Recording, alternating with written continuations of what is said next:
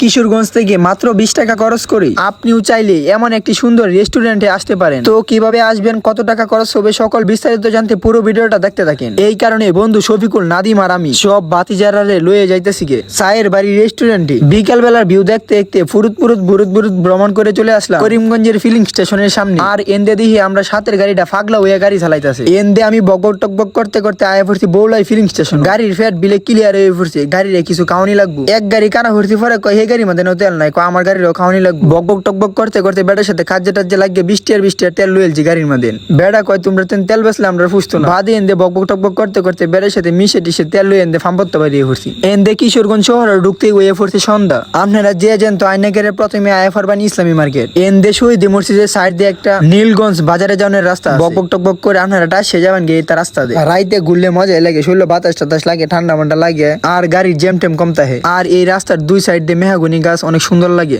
পরে এই রাস্তার ভিউ দেখতে একটা আয়া পড়ছে একটা বাজারও, কিন্তু কইতারি না কোন বাজার। বকবক টকবক করে গাড়ি টানতে টানতে আয়া পড়ছি নীলগঞ্জের বাজারও। কইতে কইতে আমরা রেস্টুরেন্টের সামনে আইসা পড়লাম। পরে গাড়ি তো নামে বন্ধু বান্ধব বাতিজারা লইয়া পরামর্শ হরতাছি। এন্দে বকবক টকবক করে টাসে গিয়ে ঢুকে পড়তাছি সব ডিরে লইয়া। আমি আরো মনে মনে ভাবতাছি রাব্বি বাইরে গিয়ে ফামুগে, কিন্তু রাব্বি ভাই তো ক্যাশ কাউন্টারে নাই।